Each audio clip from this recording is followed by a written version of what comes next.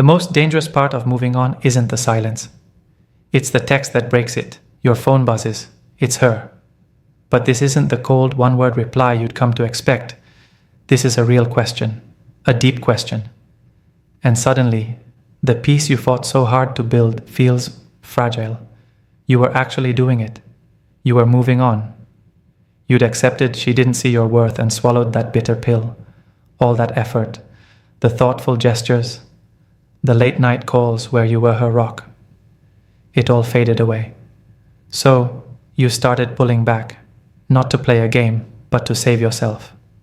You poured all that energy back into you. The silence that followed was deafening at first, but then it became peaceful. It was the sound of you reclaiming your own headspace. But now, her entire energy towards you has done a complete 180. She's suddenly remembering little things you said weeks ago, things you were sure she never even heard. Her presence, which used to be a source of frustration, is now just confusing. If this sounds familiar, you're probably asking yourself, does she actually regret it? And what am I supposed to do now? You're in the right place. We're about to move past the guesswork and break down the 7 biggest behaviors that strongly suggest she regrets taking you for granted. This isn't about playing games to get her back. It's about understanding the psychology so you can recognize your own value. The focus here is on you, your self-respect, your frame, and your path forward. Let's get into it. Number 1. When she starts asking real questions. The first and most obvious shift is in your conversations. It's like she's decided to dive headfirst from the shallow end of the pool into the deep end.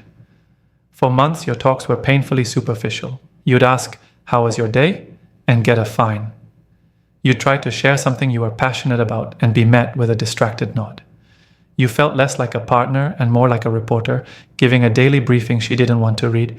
Suddenly, that's flipped. The one-word answers are replaced with open-ended, probing questions. It's not just, "What's up?" It's, "Are you actually happy with your career right now?" It's not, "What are you doing this weekend?" It's, "What's something you've always wanted to do but were too scared to try?" These questions aren't random, they're targeted. She's on a mission to reconnect, not with the guy she took for granted, but with the man she's now afraid she's lost. So what's really going on in her head? These questions are her way of trying to gauge your emotional landscape. She's looking for an entry point, a sign that the man she valued so little is still in there, and more importantly, whether she can still get to him. It's a direct attempt to rebuild the emotional intimacy she let fall apart. Think about the contrast. The old her was dismissive. Your inner world was boring territory. The new her is acting like a therapist, leaning in and listening with an intensity you haven't seen in a long time. For example, maybe you once told her you wanted to learn guitar, and she just said, "Oh, that's nice," and changed the subject. Now she's asking, "Did you ever get that guitar? I bet you'd be amazing at it." So what's your play here? A stoic mindset is key.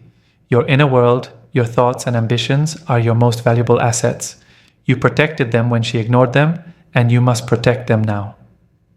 This doesn't mean being cold. It means you answer honestly, but hold your frame. You aren't a puzzle she gets to solve to make herself feel better. Answer calmly, but don't feel obligated to hand over the keys to your emotional vault. Your vulnerability is a privilege she lost, and she has to earn it back with consistent action, not just a few well-phrased questions. Number 2, when she recalls small forgotten details. This behavior often shows up right alongside the first, and it can be one of the most confusing signs of all. It's when she suddenly develops a perfect memory for the small, seemingly insignificant details you were sure she never paid attention to. This is the woman who, for the longest time, couldn't remember your favorite restaurant or the name of your best friend. The one you'd tell a story to, only to have her ask the same questions a week later, proving she wasn't listening. Her memory, when it came to you, was a sieve. Now, out of nowhere, she's a historian. She'll text you, "I just drove past that little coffee shop with the green awning and thought of you. You always said they made the best latte." Or she'll bring up an inside joke you shared a year ago, one you thought was long dead. She might remember the name of your childhood dog or the quirky way you fold your shirts. These details are being pulled from the archives, dusted off, and presented to you like treasures. What is she really doing here? This isn't just a stroll down memory lane. It's a strategy. When she brings up a small positive detail, she's saying, "You did make an impact on me. I saw you. I heard you. It mattered." She is retroactively validating your existence in her life to counter the feeling of invisibility you endured. Before, you felt like you were shouting into a void. Now, she's the one reaching into that void and pulling out proof that she was there with you. A perfect example is a text like, "Remember that time we got caught in the rain after that movie? I was thinking about that today and it made me smile." That's not an accident. It's a deliberately chosen memory meant to build a bridge back to the good times. She's implicitly asking, "Remember, it wasn't all bad." She's also watching your reaction. Do you get nostalgic with her? How should you respond? The key is calm acknowledgement without getting swept away. A simple, "Haha, yeah, I remember that," is a powerful response. It's polite and confirms you heard her, but it's non-committal. It doesn't give her the emotional feedback she's looking for. You acknowledge the past, but you aren't living in it. Just acknowledge the memory and keep your feet planted firmly in the now. Number 3, the digital ghost becomes an active follower. Alright, this next one is a sign of our times, but it's incredibly revealing. It's when she goes from being a digital ghost on your social media to your number 1 fan. For a long time, you were just background noise on her feed. You'd post something you were proud of, a gym check-in, a trip with friends, and get nothing but crickets. No like, no comment. You'd check your Instagram story viewers, and her name would be nowhere to be found. It was another small cut that reinforced the feeling of being ignored. Then the flip switches. It starts subtly. You post a story, and there's her name. Then, a few days later, you notice she's one of the first people to watch it. That's not a coincidence. Then it escalates. She starts liking your posts. Not just new ones, but she might scroll back and like a photo from 3 weeks ago. Nobody accidentally does that. It's a calculated, low-risk way of saying, "I'm here, I'm watching, I'm thinking of you," without having to send an actual message. The psychology here is driven by a fear of missing out. When she took you for granted, she assumed she knew your life because she was the center of it. Your absence shattered that. Now there's a huge gap in her knowledge. What are you doing? Who are you with? Are you happier without her? Your social media has become her primary source of intelligence, a window into the life you're building without her, and she can't look away. So, what should you do? This might be the easiest yet hardest advice to follow. Absolutely nothing. Don't block her, don't remove her. Don't change what you post to either please her or spite her. Just keep living your life. Her watching is a byproduct of you living an interesting life, not the goal of it. Your complete indifference to her digital lurking is the most powerful statement you can make. It shows you're unbothered and on your path. Let her watch. Let her scroll. Your focus is on the real world. By the way, if you're finding this breakdown valuable, take a second to hit that subscribe button. We're building a community here focused on understanding these dynamics to build our own self-worth. We're only at number 3, and trust me, the signs only get more powerful from here. Stick with me, because behavior number 7 is the one most guys see as a green light, and it's often a trap they walk right into. Number 4, the communication pattern reversal. Let's get into behavior number 4. This is where things get direct. It's about a complete reversal of the communication dynamic you got so used to. Simply put, she starts reaching out first. Let's be honest about how it was before. You always had to start the conversation. You'd send a thoughtful text and be lucky to get a one-word reply hours later. You were the one double texting, feeling foolish. You were the one suggesting plans, trying to pin her down, only to get a maybe. The entire burden of moving things forward was on you, and it was exhausting. It made you feel needy just for trying to connect. Now, the script is flipped. You wake up to a "Good morning, hope you have a great day" text from her. You get off work, and there's a message asking how your big meeting went. She calls you just to hear your voice. The days of you staring at your phone, waiting for those 3 little dots to appear, are over. She is now the one putting in the effort. The psychology here is a clear shift in the balance of desire. The person who invests more energy to start a conversation is usually the one with more to lose. When you stopped initiating, you created a vacuum where your attention used to be. That silence wasn't empty. It was filled with her growing regret. Your silence is a definitive statement that you're gone, and it's scaring her. The part of her that's terrified of losing you for good is starting to win the war against her ego. She's now willing to risk you not replying to avoid the certainty of you disappearing completely. So what's your move? Your old instincts will be screaming to jump on this. The temptation is to become instantly available and match her energy. That's a mistake. The correct high-value response is to be calm and collected. You can match her energy, but don't exceed it. You don't have to play games with timing, but reply on your own time. You're a busy man building a life. Her text is an event in your life. It is not the main event of your life. Be pleasant, but be brief. Your measured response communicates that you're happy to hear from her, but your happiness isn't dependent on it. Number 5, subtle signs of jealousy. This brings us to behavior number 5, one that's often disguised as casual curiosity. This is the return of the green-eyed monster, subtle signs of jealousy and a new possessiveness over you. Back when you were being taken for granted, your social life wasn't an issue for her. You could go out with friends, mention a new female colleague, and she wouldn't blink. Why? She operated from a position of total security. The idea of you with someone else was laughable because in her mind, you were a done deal. That all changes once regret kicks in and she feels you slipping away. Suddenly, every other woman in your orbit is a potential threat. Her disinterest is replaced by a low-key investigation. You'll start getting those innocent questions. You post a group photo and she texts, "Looks like fun. Who was that blonde girl you were standing next to?" You mention a good weekend and she'll press, "Oh yeah? What did you do? Who with?" The questions are light, but the motivation is serious. The psychology is simple. Jealousy, in this context, is a fear of loss. It's a painful acknowledgement of your value, which she's now seeing through the eyes of a perceived rival. The thought of another woman getting the new, improved version of you, the confident man with high self-worth, is incredibly painful. That woman would be getting the man she could have had. Here's a classic example. You're on the phone and say you have to go meet a friend named Jessica for coffee. The old her would have said, "Okay, talk later." The new her will pause and ask, "Oh, Jessica, don't think I've heard you mention her. New friend?" Now, it's not an accusation, it's a probe. She wants you to say, "She's just a friend," to neutralize the threat. So, how do you handle this? Be completely unbothered. Her jealousy is her emotion to manage, a problem created by her past neglect. It is not your problem to solve.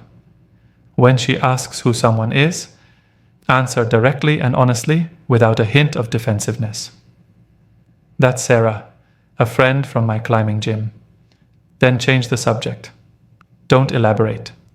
Don't justify your friendships. Don't reassure her. By staying calm, you send a powerful message. My social life is my own, and your attempts to police it have no effect on me. Number 6, direct or indirect expressions of regret. We've now arrived at behavior number 6, and this is a big one. This is where the subtext starts becoming the actual text. This is her apology tour. For things to get to the point where you were taken for granted, there was likely a serious lack of apologies. You'd express your hurt and be told you were too sensitive. Her ego was a fortress, and admitting fault wasn't going to happen. Now, that fortress is starting to crumble. This shows up in 2 ways: direct and indirect apologies. The direct apology is impossible to miss. It's the text or conversation where she finally says the words, "I'm sorry." It might be, "I'm so sorry for how I treated you. I really didn't appreciate you." Or, "I know I messed things up. You didn't deserve that." For her to say this, she has to swallow an immense amount of pride. This only happens when the pain of her regret becomes greater than her need to be right. More common is the indirect apology, which often comes disguised as self-criticism. She might say something like, "I was so immature back then," or "I was going through a lot, and I realize I just wasn't a good partner." She doesn't say sorry, but the implication is deafening. She's verbally admitting her past behavior was wrong and hoping you'll see it as a sign of growth. The psychology here is powerful. An apology is often a tool to seek absolution and a key to unlock a door she previously slammed shut. The subtext is, "I know who I was, but I'm not that person anymore. Can you give this new person a chance?" It's an attempt to wipe the slate clean. What's your response? The temptation is to feel a wave of relief and say, "It's okay, I forgive you." But that can be a mistake. Forgiveness is for your own peace of mind, not hers. The strongest response is to calmly acknowledge her words. A simple, "I appreciate you saying that" is perfect. It's respectful and mature, but it's non-committal. It says, "I heard your words," not "your actions are forgotten." An apology is just words. True change is proven through consistent action over time. Number 7. She starts talking about a we. And that brings us to the 7th and final behavior. Pay close attention to this one, because it's the most forward-looking, the most hopeful, and therefore the most dangerous if you misread it. This is when she starts talking about a future and casually drops you into it. When she was taking you for granted, the future was a forbidden topic. She was non-committal about the weekend, let alone next year. The word we basically vanished from her vocabulary. Now she's suddenly an architect of hypothetical futures that star you and her. It starts small.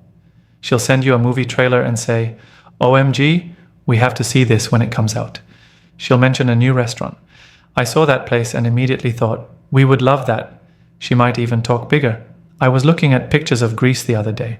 Wouldn't it be amazing to go there someday?" Let's be clear about what's happening. This is her safest way to gauge your interest in getting back together. It's far less risky than saying, "I want you back." If she says that and you reject her, the shame is huge.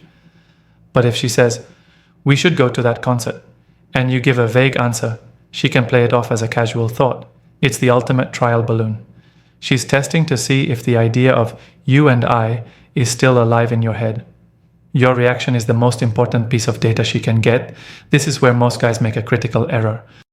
They are so starved for hope that they leap at the first sign of a shared future and fall right back into the old dynamic.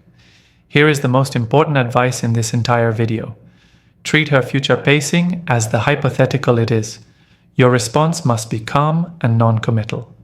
When she says, "We should go to that concert in the fall," you say, "Yeah, that band is cool. We'll see what's happening then." When she says, "Wouldn't it be amazing to go to Greece someday?" you say, "Haha, yeah, maybe someday." Your response must subtly communicate, "My future isn't a blank canvas for you to paint on. I'm already making my own plans. If you want to be a part of it, you have to earn it." In short, those are the 7 major behaviors that signal she regrets taking you for granted. We've covered the deep questions, the sudden perfect memory, the social media stalking, the communication reversal, the subtle jealousy, the apology tour, and finally, the future pacing. Realizing these behaviors isn't about winning. This knowledge is for you.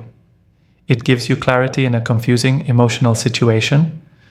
Her regret is a reflection of your worth, a lagging indicator of the value that was there all along. The ultimate goal here isn't getting her back. The goal is your unwavering self-respect. The most powerful mindset you can have is to reach a state where it genuinely doesn't matter if she comes back or not. You are on your path, focused on your purpose, your fitness, your mission. You are building a life you are so proud of that her presence would be a nice addition, but her absence is not a devastating loss. Her regret is her burden to carry. These 7 signs are simply confirmation that pulling back and focusing on yourself was the right move. What you do now is what defines you. Continue moving forward. Maintain your frame. Uphold your dignity. You are the architect of your life. You are in control. If this resonated with you, I highly recommend you watch the next video on your screen, Becoming the Man She Regrets Losing Without Playing Games. It's the perfect next step. Click on that video now, and as always, stay strong. See you in the next video.